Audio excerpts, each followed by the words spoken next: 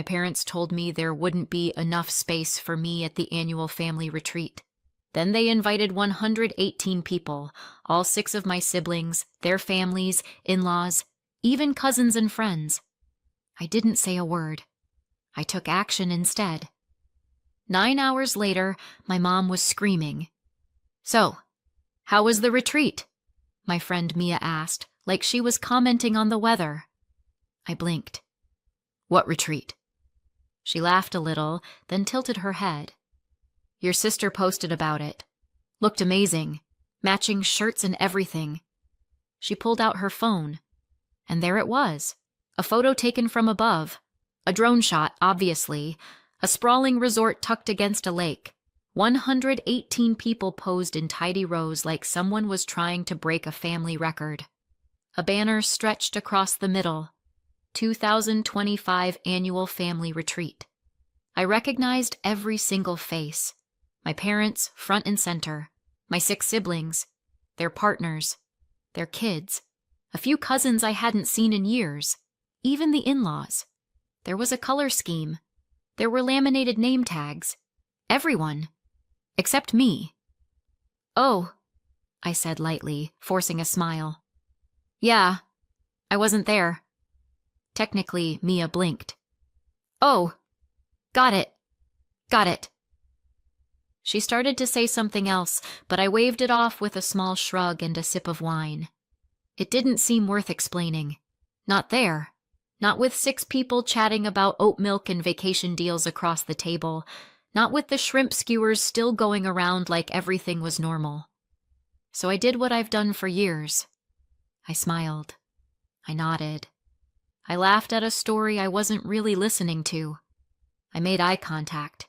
Tilted my head. I was composed.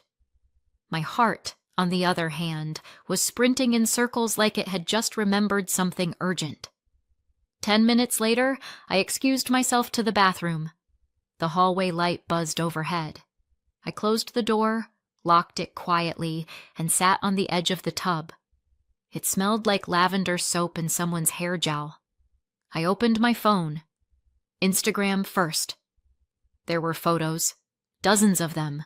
Lakeside brunches, campfire nights, my brothers holding toddlers, my sisters in matching sundresses with retreat crew hats. One shot of my parents slow dancing under string lights. Someone had coordinated all this. A spreadsheet existed.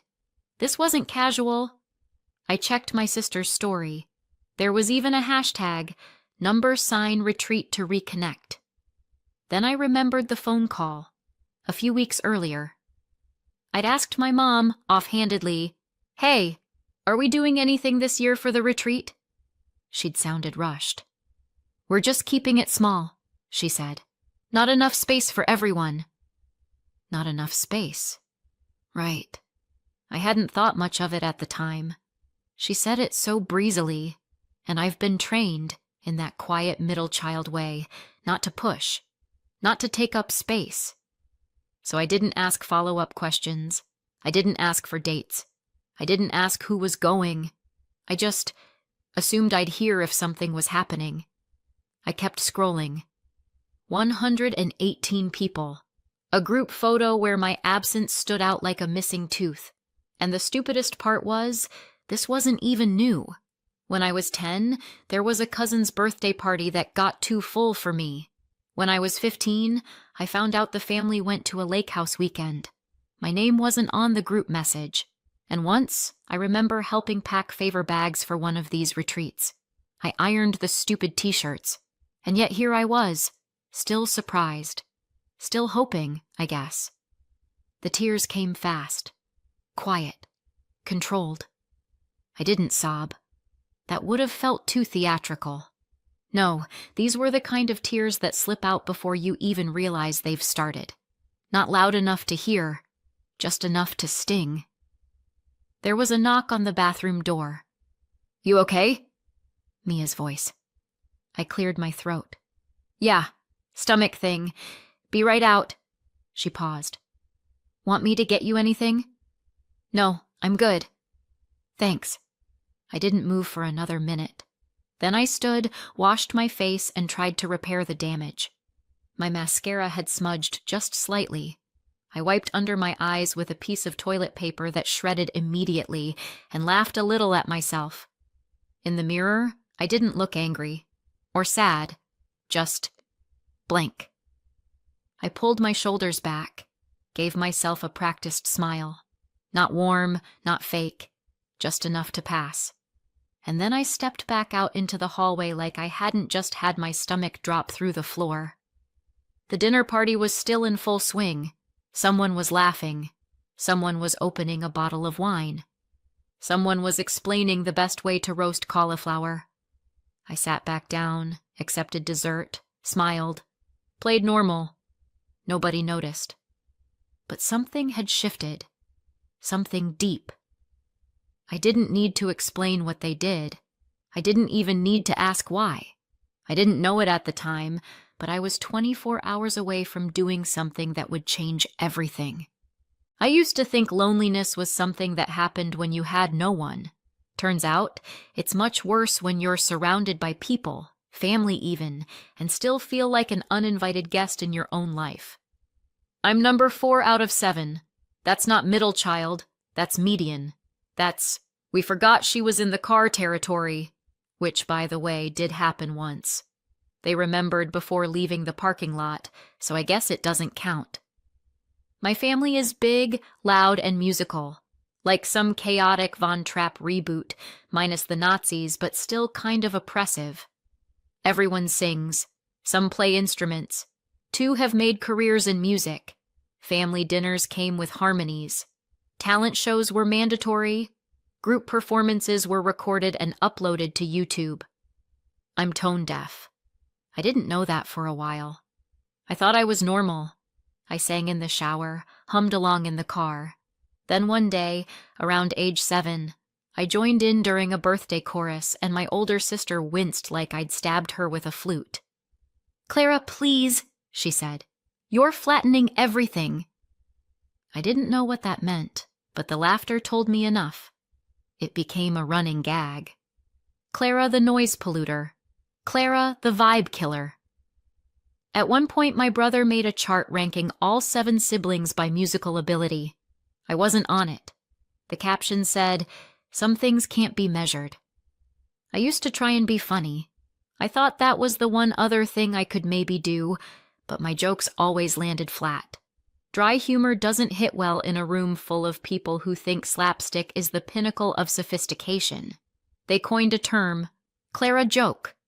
It meant a joke no one laughs at, even used it on each other. "That was such a Clara joke," they'd groan, even when I wasn't in the room.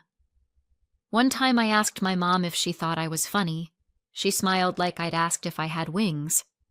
"You're clever," she said, "but you're not exactly entertaining." I stopped trying after that. At school, I'd test out my humor with friends, but always pulled back, afraid of the silence. I learned to be quiet, helpful, pleasant. That worked better. Years later, I started writing things down. Funny thoughts mostly, bits of awkwardness turned into sketches, observations that made me laugh. I still didn't think of myself as a funny person, just someone trying to figure out why nothing ever felt quite right. Then, one day, I tried performing them. Nothing major. Local open mic night. Tiny venue. Bad lighting. A mic that crackled if you breathed wrong. But the crowd laughed. Not politely. Not pity laughed. Actual, surprised laughter. I got addicted immediately. It took months before I told anyone in my family. I'd been performing semi-regularly at that point. Nothing viral, nothing major. But real people, real laughs, real sets. It felt like something. I still remember the day I mentioned it. We were sitting around after dinner, my dad retelling some story for the 3rd time, and everyone playing their usual roles. I cleared my throat. "So, I've been doing some comedy." They blinked at me. "Like performing?" my younger sister asked, smirking. "Yeah. Stand up." A little club downtown." My brother actually laughed. "You? On stage?" "Well, it's not a stadium," I said. "It's mostly sticky floors and expired beer, but yes, a stage." They laughed again, not in a cruel way, in the way you laugh when someone tells you they're training for space camp at 30. "You've never been funny," my mom said gently, "but that's sweet. It's good to have hobbies." I wanted to believe it was just surprise, that once they saw me perform, they'd get it. They'd be proud. Maybe even change how they saw me. Maybe the label of unfunny would finally get scratched off. I invited them. I even picked a good show. Friday night, decent turnout, a supportive crowd. I wore a new top, rehearsed my set to death, and got there early to claim seats. I kept glancing at the door as people filtered in. A couple from my last set waved. Someone complimented my shoes. The room filled slowly but steadily, and I kept checking the door, right up until the host said my name. No one came. I scanned the room one last time as I walked up. Not a single familiar face. It hit me harder than I thought it would. Not like a punch, but like a vacuum. Like all the air in the room suddenly decided to be somewhere else. But I smiled. I opened with a throwaway line, got a laugh, found my rhythm, and I crushed it. That night, someone came up and told me they hadn't laughed like that in months. Another asked where they could find me online. I should have felt proud, but all I could think about was the empty seat in the third row I'd reserved for my mom. Someone once said that the life of a comedian is making other people laugh while you're crying inside. That night, it felt especially true. After that, I stopped inviting them. Not out of spite, out of self-preservation. They never asked about it again. Occasionally, someone would mention a new song they'd released, or a relative who had booked a tour, and someone would say, "Clara's got her little comedy thing," like I was knitting hats for squirrels. I still smiled, nodded, laughed at their jokes. But inside, something shifted. I stopped hoping they'd show up. I stopped expecting the punchline to be anything but me. I didn't plan to do it. That's the funny part, or the ironic part, or maybe just the human part. After I found out about the retreat, the one my entire family attended while I stayed home eating leftovers and pretending not to care, I went home, opened my laptop, and stared at a blinking cursor for 20 minutes. Then I wrote something. Not my usual kind of funny. Not polished. Just honest. The next night, I had a set at the club. I was going to do my usual material. Awkward dating stories, my theory that oat milk is just cardboard in liquid form, and how people who say "let's" circle back deserve a special corner in hell. But when they called my name, I left the notes in my bag and walked on stage with something new. Most comedians, I said into the mic, get into stand-up because their families laughed at their jokes. I got into comedy because mine didn't. At all. They actually created a category for it. Clara joke. You know, like a dad joke, but meaner. And apparently contagious, people laughed. So I kept going. In my house, if you told a bad joke, it wasn't just a flop. It was a full-blown scandal. I should have had my own documentary. The Girl Who Wasn't Funny. That one got applause. I talked about how my siblings could all sing, how even the toddlers in the family had rhythm, and how I was basically the designated audience member, the family hype woman, minus the hype. And then I said it. Last week, my parents told me there wasn't enough space for me at the annual family retreat. Then they invited 118 people. That line got a full gasp-laugh combo. My favorite reaction. I let it hang in the air a second longer. So yeah, I guess there wasn't enough space. Not at the resort. Just in their idea of who belongs, I got off stage to a standing ovation. But I didn't feel triumphant. I felt like I'd just yanked out a splinter that had been festering under my skin for years. It hurt, but I could finally breathe. The next morning, at 7:03 a.m., my phone rang. My mother's name on the screen. I let it ring. Then it rang again. And again. The fifth time, I picked up, mostly out of morbid curiosity. She didn't say hello. She didn't pause. She went straight into screaming. "How dare you!" she said. "Someone saw your little show," she hissed. "They told us what you said. You humiliated us." Not "are you okay?" Not even a half-hearted question about what I'd been thinking. Just full-throttle, high-volume fury. "It was a 10-minute set," I said. I didn't name names. "You didn't have to," she snapped. "Everyone knows who we are. Your siblings have reputations to protect. You're dragging us through the mud just because you didn't get your way." "You mean just because I wasn't invited?" I said dryly. "Or are we still pretending that didn't happen?" She didn't answer. "Do you know what your brother said?" she continued. "He said he might lose a gig over this. And your sister is mortified. She says people are calling her fake online. So, are you saying people believed me?" Silence. "I see." She hung up. I didn't cry. I didn't even feel angry. I felt something colder than that. Like I'd just been told, for the 100th time, that their image was more important than me. By lunchtime, the group messages started blowing up. My sister sent a novel-length rant about how she'd always supported me, which was hilarious considering she once told a boyfriend I was too emotionally flat to be funny. My brother sent me a voice memo that sounded like a press release wrapped in passive aggression. "I think it's really toxic that you're bringing family stuff into your brand. You've always struggled with boundaries." Right. Boundaries. Like the one that said I shouldn't come to a retreat with 118 people because I took up too much space. A cousin chimed in to say she thought I was exaggerating. "It was probably just a misunderstanding," she said, like I'd misread an accidental mass invitation to everyone but me.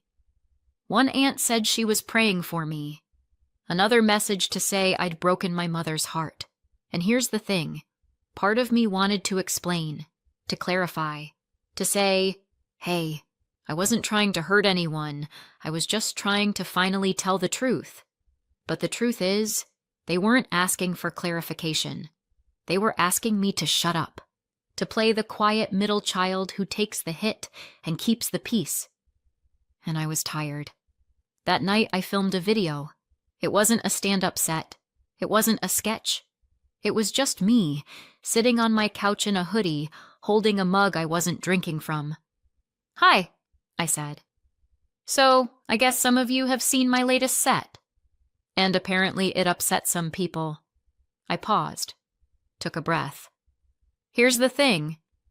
If your family tells you your jokes aren't funny for 20 years, and then one night hundreds of strangers laugh until they cry, you're allowed to talk about it. You're allowed to heal however you need to. I didn't get loud. I didn't name anyone. I didn't need to. I just told the truth. I used to think I was the least funny person in the world, because my family said so. And then I stepped on stage and people laughed at me, with me, for me. And I realized I wasn't unfunny. I just wasn't their kind of funny. And maybe that's okay. I looked into the camera. "Also," I added, "if you throw a 118-person retreat and say there's no space for your daughter, maybe don't act shocked when she talks about it." I posted it, closed my laptop, and for the first time in a long time, I didn't feel like I needed to brace for someone else's reaction. I just sat there and waited. The video didn't just land, it detonated. I posted it at midnight and figured it might get a few thousand views, maybe even go a little viral. I underestimated people's appetite for dry, unflinching honesty delivered in a hoodie. By noon, it had over 300,000 views. By 6 p.m., I was trending under the hashtag #ClaraSaidIt. By the next morning, it hit 500,000. And by the time I opened my front door to grab coffee, there they were. My parents. 2 of my siblings. standing on my porch like I was the final boss in a video game they never bothered to level up for. "You need to take it down," my dad said, without a hello. He was red-faced. My mom was tight-lipped and visibly vibrating. My brother, let's call him Chad, because of course it's Chad, stood with his arms crossed like he was posing for a disciplinary poster. "You've humiliated this family," my mother said. "You made us a joke." "I didn't make you a joke," I said, calm as a grave. "You did. I just put it in a punchline." Chad stepped forward. "You can't just post things like that without consequences." "It's defamatory. You didn't seem to mind when I invited you to my shows and nobody showed up," I replied. "Now suddenly you're subscribers?" "We came here to reason with you," my dad said, glancing toward the neighbor's yard. "Can we come in?" "No," I said, flat. "And just a heads up, if you start yelling, I will film you. And I'll post it." They blinked like I'd slapped them. "You're threatening your own family?" my mom gasped. "No," I said. "I'm protecting myself from the same people who cut me out of a 118-person retreat and then got mad when I mentioned it on stage." Chad muttered something under his breath. I raised my phone and opened the camera. They backed off like I'd brandished a weapon. "Bye now," I said, and shut the door. They stood there for a few more seconds. I watched from the peephole. My mom looked like she wanted to scream. My dad looked like he wanted to disappear. Chad looked like he wanted to sue someone, which turned out to be prophetic, because 3 days later, I got a legal letter. Well, legal-ish, typed in Times New Roman, with weird spacing and more typos than a phishing scam, sent via email with the subject line, "Urgent Family Concern." It was from Chad. Apparently, he decided to draft a cease and desist letter demanding I take the video down immediately or face legal repercussions for deformation. Yes, deformation. I didn't even know whether to be insulted or impressed.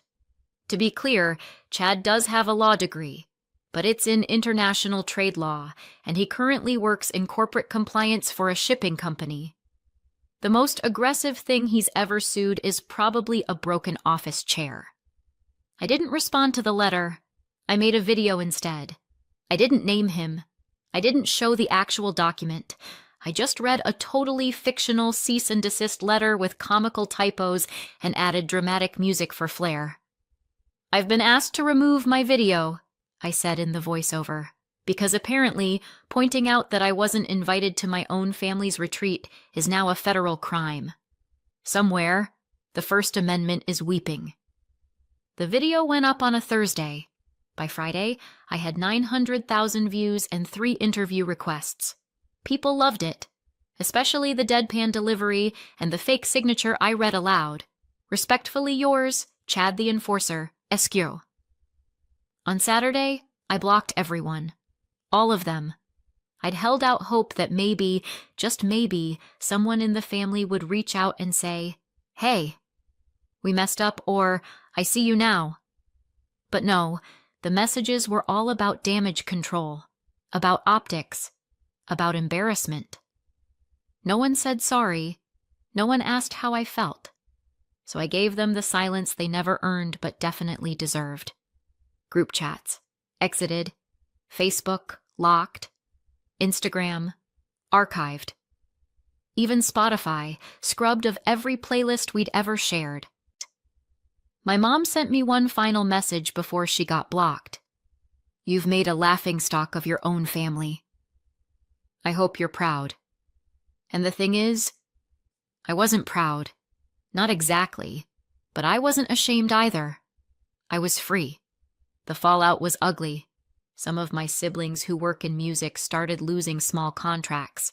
Apparently, people didn't want to be associated with a family being dragged in the public eye, which is ironic because suddenly they were also getting podcast invites. Every minor influencer with a podcast titled "Let's Talk About It" or "Raw and Real" wanted them on to discuss growing up with Clara. A few accepted. They didn't use my name directly, but let's just say when your brother goes on a podcast called Family First and says, "Some people just thrive on playing the victim," it's not exactly a mystery who he means. Meanwhile, YouTubers did what YouTubers do best. They dug. Someone found my mom's Facebook. Another found the resort name on a cousin's tagged photo and connected the dots. Soon, a few creators started reaching out to the family. One even showed up at their house to ask for comment. 2 weeks later, my parents sold the house. The official reason was downsizing. But we both know better. They moved to another town quietly. One of my sisters deleted her social media. Another posted a vague statement about taking a break from public life. And me? I didn't say a word. I didn't celebrate. I didn't throw a party. I just kept making videos. Not about them, at least not directly. Just stories, observations, skits. The kind of things that made people feel seen, made them laugh. And when I looked at the comments, I saw something I never got growing up. Relatable. "Thanks for saying what I couldn't. I thought I was the only one." And for the first time, I felt not alone, not unwanted, not a Clara joke, just Clara. And that was enough. Fast forward a year. I'm still no contact with my family, and honestly, I don't miss the noise. I've got real friends now. People who laugh with me, not at me. People who see me. And the comedy? It took off. I quit my day job, started touring, and for the first time, I wake up excited about what I do. People come up to me after shows and say, "I thought it was just me." It never is. Sometimes I still wonder, did I do the right thing, or did I go too far? Let me know in the comments. And if you want more stories like this, don't forget to subscribe and hit the notification bell.